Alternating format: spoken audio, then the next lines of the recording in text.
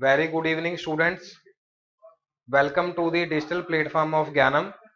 आज हम आपके लिए जो न्यू नोटिफिकेशन आई है केंद्रीय विद्यालय संगठन की, केवीएस की, उसके रिगार्डिंग इंपॉर्टेंट इंफॉर्मेशन लेके आए हैं आपके लिए। ठीक है, जो कि सबसे फर्स्ट हम डिस्कस करने जा रहे हैं, that is direct recruitment of primary teachers in the Kendriya Vidyalaya संगठन। ठीक है, उसके रिगार्डिंग देखिए, यहाँ पर सबसे पहले कुछ सेंटर्स दिए हुए हैं। यहाँ पर टोटल मोर देन 1200 सेंटर्स हैं जिनके ऊपर क्या है, एग्जाम होना। ये क्यों लिखा जाता है? क्योंकि हर साल कुछ ना कुछ नए सेंटर्स ऐड किए जाते हैं। ठीक है जी। उसके बाद हमारे पास यहाँ पर दिया गया है कि केवीएस की जो वेबसाइट है उसके ऊपर .nisi.in के ऊपर हमारा ये आप अप्लाई करेंगे। जो कमेंसमेंट है, ठीक है, 5 तारीख को ये प्रॉपर ओपन हो जाएगा। उसके ऊपर जाके आप अपनी डिटेल्स को फिल कर सकते हैं। उसके बाद category wise number of tentative vacancy आई हुई है स्टूडेंट्स, जो बता रही है कि 6414 पोस्टें हैं, 6414, जो टेंटेटिव मींस कि आगे इंक्रीज हो सकती हैं।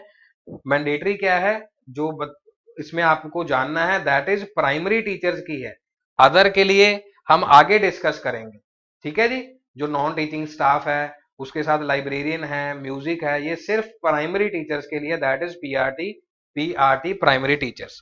उसके बाद कैटेगरी वाइज बताया हुआ है कि जो ओबीसी, एससी, एसटी, इनकी एब्रीवेशन बताई हुई हैं कि आपने जो जो भी आपके पास कैटेगरी है, किस कैटेगरी में आपने अप्लाई करना है। ठीक है जी। उसके बाद बताया हुआ है हमारे पास एलिजिबिलिटी क्राइटेरिया की जो अपर एज लिमिट है वो 30 साल है। और जो सैलरी बताई हुई 35,400 से लेके 1,12,400 वाला पे स्केल इसमें लगेगा।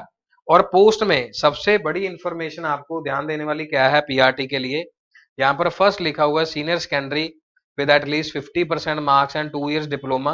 कि मान लो अगर 50% मार्क्स आपका सीनियर सेकेंडरी में है और उसके साथ क्या है, डिप्लोमा किया हुआ है, वो आपके लिए कंडीशन फुलफिल है। उसके बाद नीचे जाने की आपको कोई आवश्यकता नहीं है, कोई जरूरत नहीं है। मान लीजिए आप फर्स्ट फुलफिल नहीं कर रहे, थर्ड फिल कर रहे हैं, that is senior secondary with at least 50% marks and 2 diploma in the special education. आप किसी में भी अप्लाई कर सकते हैं, वहां पर अलग अलग पोस्ट होंगी जो 6414 है। ठीक है जी।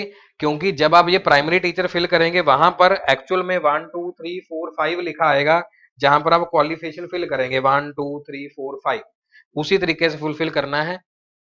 देन क्वालिफाइड इन दी जो पेपर 1 का एग्जाम है, सीटेट बॉडी जो कंडक्ट कराती है, वो टेस्ट आपका क्वालिफाई होना चाहिए। और प्रोफिशिएंसी होनी चाहिए आपकी हिंदी और इंग्लिश में। और डिजायरेबल क्या है कि एक अच्छी नॉलेज आपके पास कंप्यूटर की होनी चाहिए।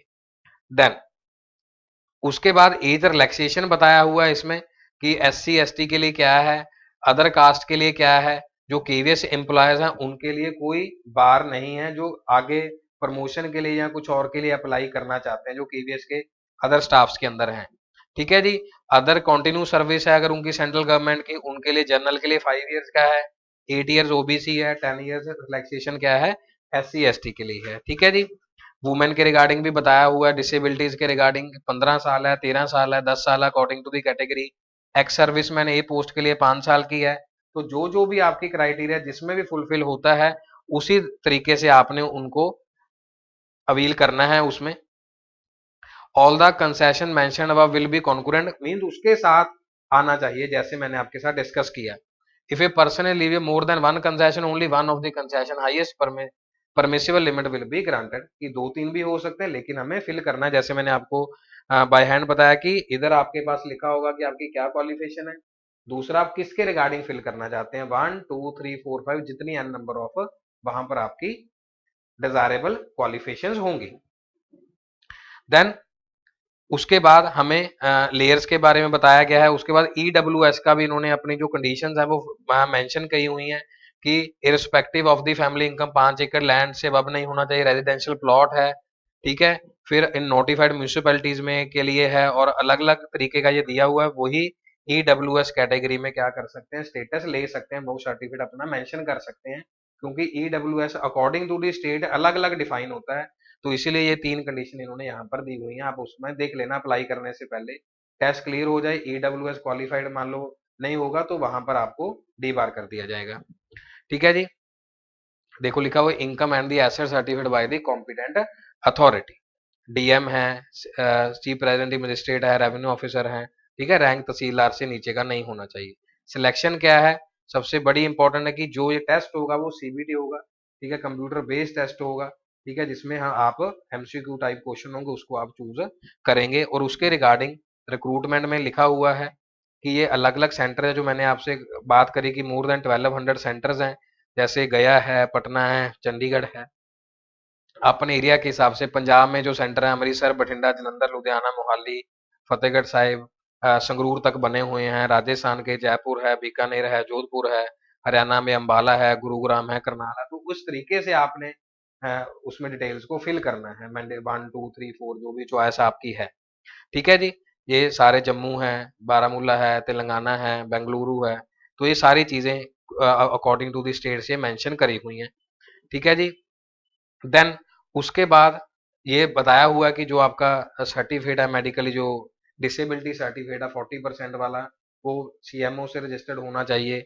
और जो बेंचमार्क्स अकॉर्डिंग टू डिसेबिलिटी जो एक्ट 2016 उसके रिगार्डिंग ये सारी चीजें आनी चाहिए, उसमें मेंशन होनी चाहिए आपके सर्टिफिकेट में, ठीक है। और उसका फोटो कॉपी, पैन कार्ड, जो भी डिटेल्स आपका प्रॉपर प्रोड्यूस्ड करना है। इसमें ये भी मेंशन है कि आपके जो सिग्नेचर्स हैं और जो आपका स्नैप है उस प्रॉपर साइज में आपने डालना है, सो दैट ऐसा नहीं कि आपने फोरगो में सिग्नेचर कर दिया उसके बाद आपने ये सोचा कि चलो मैंने तो पहले वहां पे कर दिया था, सेम होना चाहिए। और मस्ट कैरी दी कलर्ड एडमिट कार्ड ऑल्सो, और कलर्ड आप उसको ज्यादा भेजें तो ज्यादा अच्छा रहेगा आपके लिए बार बार, ठीक है। वहां पर कोई स्ट्रेसफुल सिचुएशन नहीं रहेगी जब आप अपनी प्रूफ चेकिंग के लिए जाएंगे या आप एग्जाम देने के लिए जा रहे हैं। No candidate will be admitted for the written examination without the proper admit card के लिए, ठीक है, नहीं दिया जाएगा आपको, एंटर करने नहीं दिया जाएगा।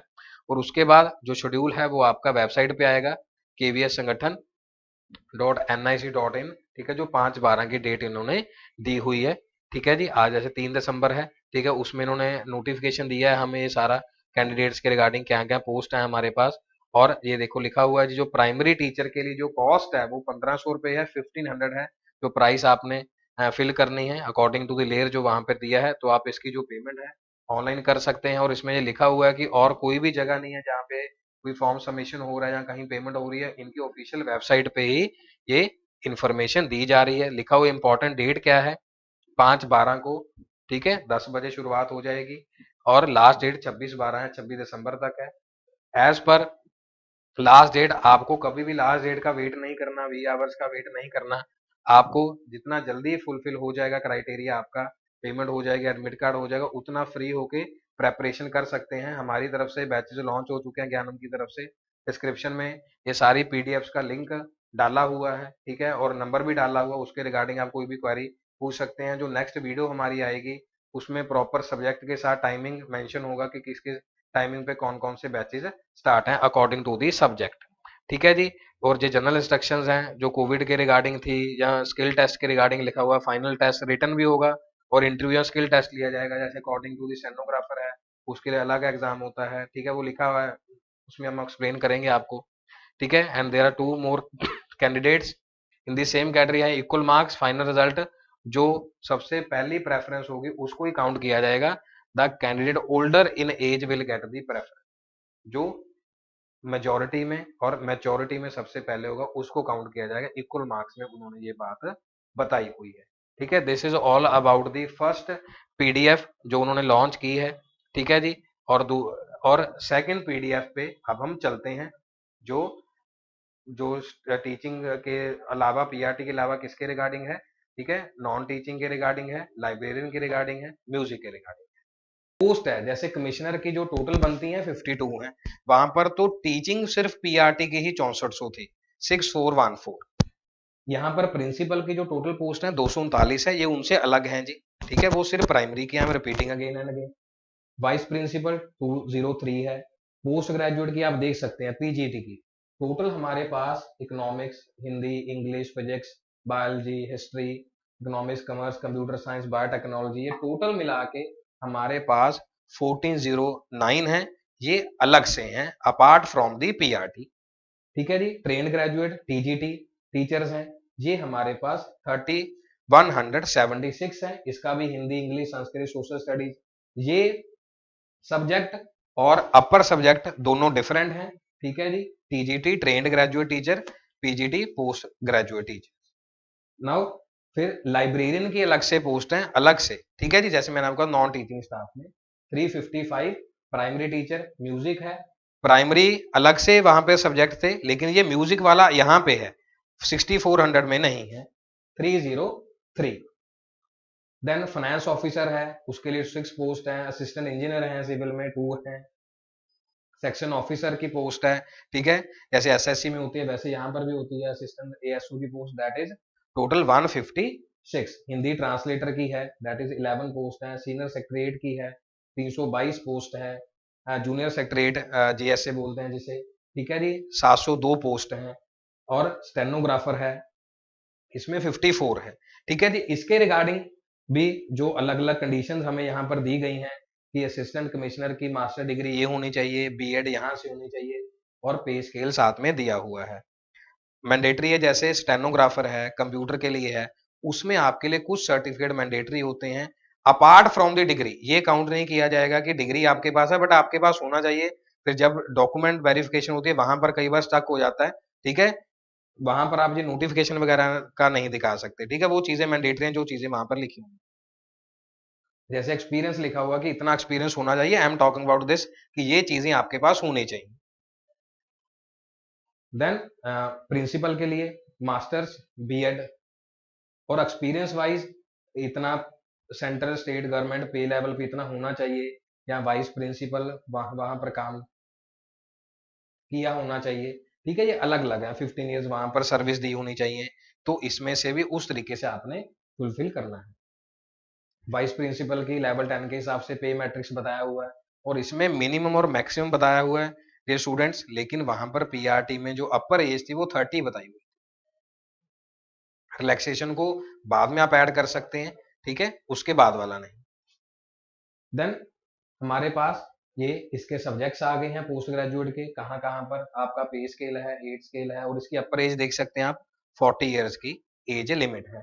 ठीक है, ऐसे ही जितने भी हमारी पोस्ट है, मैथमेटिक्स है, कॉमर्स है, इसकी यहाँ यहाँ पर देखिए डिग्री दी हुई है कि इकोनॉमिक्स कौन अप्लाई कर सकता है, सिंपल इकोनॉमिक्स में, अप्लाइड इकोनॉमिक्स या business economics, PGT commerce, masters in commerce. However degree holder of MCom या business economics shall not be eligible. ठीक है जी, जिसने मास्टर्स ऑफ कॉमर्स करी है, ठीक है, वही होगा जी। लेकिन वो कई कहते हैं कि सर मैंने मेरी उसमें स्पेशलाइजेशन इसमें कम थी, माइनर थी, मेजर थी, वो अप्लाइड और बिजनेस इकोनॉमिक्स काउंट नहीं किया जाए।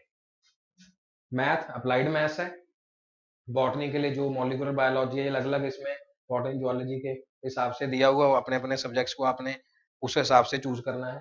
History and geography.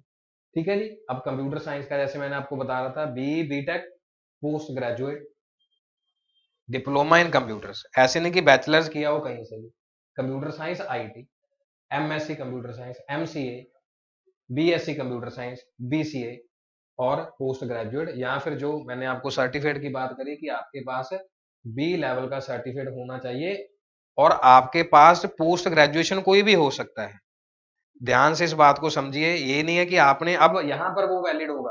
Post graduation कोई भी हो सकता है, बीटेक, एमबीए, लेकिन आपके पास बी लेवल का सर्टिफिकेट DOE-AC के साथ होना चाहिए। इसमें आप अप्लाई कर सकते हैं, अपर वाली में नहीं अप्लाई कर सकते। ठीक है जी, या सी लेवल का होना चाहिए, और मिनिस्ट्री ऑफ जो मिड्स टेक्नोलॉजी है उसमें से आपका होना चाहिए। ठीक है जी। प्रोफिशिएंसी हिंदी और इंग्लिश ये सब में मांगी गई है। For subsequent promotion will have to acquire BEd और दी इक्वलेंट डिग्री, बाकी के लिए उसके इक्वलेंट डिग्री आपकी होनी चाहिए। ठीक है जी, ये पूरी की पूरी नोटिफिकेशन सेम एट इज, सभी जो पे स्केल्स हैं, सभी जो क्वालिफिकेशन है उसके रिगार्डिंग ये दिया हुआ है। उसके बाद जो हमारे पास नोटिफिकेशन थर्ड दिया हुआ है, ठीक है, उसमें क्या आया है जी, एग्जाम पैटर्न आया है, जिसमें अलग अलग पेपर में दिया गया है। जैसे असिस्टेंट कमिश्नर का है 30 क्वेश्चन लैंग्वेज के हैं, 120 एजुकेशन लीडरशिप के, टीचिंग, पैडागोजी, ये सारी चीजें इसमें आ जाएंगी। पेपर 2 में रीजनिंग, कंप्यूटर्स भी आएगा, जनरल अवेयरनेस आएगा, फाइनेंस आएगा। ठीक है, फाइनेंस के साथ हमारे पास यहाँ पर आ जाएगा हाँ, अगर हम बाद में चले मैनेजमेंट सुपरविजन के लिए 30 आ गए, फाइनेंस के 70 आ गए, तो इस तरीके से आएगा। ठीक है जी। फाइनल मेरिट लिस्ट कहाँ पे बनेगी? रिटन टेस्ट और इंटरव्यू दोनों बाद में लिए जाएंगे सीबीटी के बाद। ठीक है। उसके बाद असिस्टेंट कमिश्नर के लिए 30 कुछ और है, 120 सेम चलेगा, लेकिन यहाँ पर उनके लिए टॉपिक्स देख सकते हैं आप कितने बढ़ गए हैं। टाइम टेबल पूरा फुल, टीचिंग एप्टीट्यूड पूरा फुल, पेडागॉगी सारी चीजें इसमें पढ़नी पड़ेगी। तो ऐसे यहाँ पे सिलेबस दिया हुआ है। जो हमारी ज्ञानम का फोन नंबर भी डिस्क्रिप्शन लिंक में है, ज्ञानम का वेबसाइट के ऊपर ये विजिबल होगा आपको लिंक में कि क्या सर्टिफिकेट चाहिए और क्या सिलेबस आया हुआ है। ईच एंड एवरीथिंग जो मैंने आपके साथ डिस्कस किया है, ये सारी की सारी ओरिजिनल पीडीएफ केंद्रीय विद्यालय संगठन की अवेलेबल रहेंगी। कोई भी क्वेरी होगी, नंबर दिया होगा, आप वहां पे पूछ सकते हैं।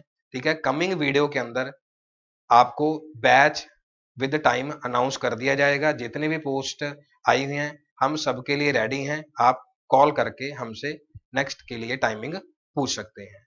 So with all these word, thank you so very much students, take care.